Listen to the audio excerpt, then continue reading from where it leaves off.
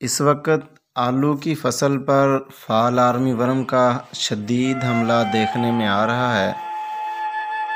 یہ آلو کی فصل کے لیے اس وقت شدید خطرہ بنا ہوا ہے۔ اگر اس کو ہم ابتدائی سٹیج پر کنٹرول نہ کر سکے تو اس کا بعد میں کنٹرول کرنا بہت مشکل ہو جاتا ہے۔ اس کی فی میل ایک رات میں 100 میٹر تک سفر طے کر سکتی ہے۔ سب سے پہلے یہ کیڑا امریکہ میں دیکھا گیا اور 2016 میں افریقہ کے ملک نائجیریا میں حملہ آور ہوا اور صرف 6 ماہ بعد ہی یہ 40 سے زیادہ ملکوں میں پھیل گیا۔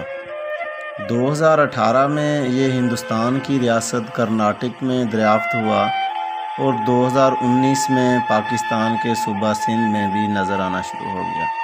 اس وقت یہ پاکستان کے ہر شہر، ہر گاؤں، ہر قصبے میں دیکھا جا رہا ہے۔ مثلاً قصور، اکاڑا، وہاڑی، پاک پتن، بکھر، ڈیرہ اسماعیل خان، ان علاقوں میں یہ ہر فصل پر حملہ آور ہو رہا ہے۔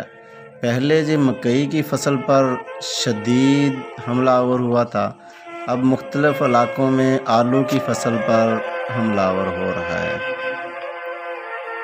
اس کا بالغ 11 سے 14 دن تک زندہ رہ سکتا ہے۔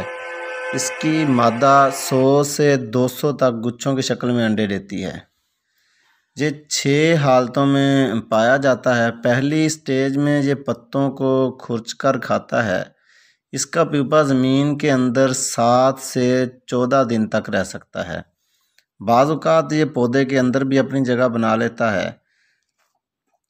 اس کی پہچان اس کی دم پر 4 کالے دھبے مربع کی شکل میں ہوتے ہیں اور سامنے چہرے پر الٹا وائے کا نشان بنا ہوا ہوتا ہے۔ آلو کی ابتدائی فصل پر اب یہ حملہ آور ہو رہا ہے۔ سپرے آپ نے دھوپ نکلنے سے پہلے کرنی ہے۔ کوشش کریں اچھی سپرے مشین جو انجن والی ہے اس سے سپرے کریں تاکہ یہ ہماری سپرے اس کیڑے تک پہنچ سکے۔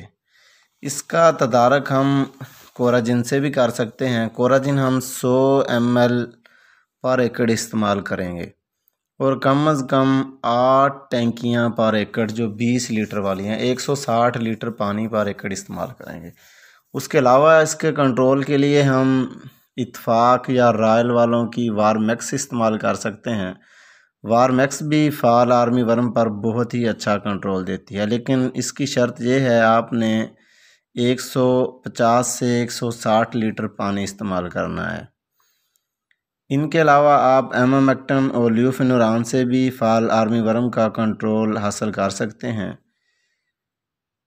آپ نے 400 ml ایمامیکٹن اور 400 ml لیوفینوران مکس کر لینی ہے اور اس کو آپ نے 8 ٹینکیاں پر ایکڑ استعمال کر کے سپرے کرنا ہے۔ انشاءاللہ فال آرمی ورم سے آپ کی جان چھوٹ جائے گی، لیکن آپ نے کوشش کرنی ہے کہ اس کو جتنا جلدی ہو سکے کنٹرول کرنا ہے۔ اگر ابتدائی حالت میں کنٹرول ہو گیا تو آپ بہت سارے نقصان سے بچ سکتے ہیں۔ خوش رہیں اور خوشیاں بانٹیں۔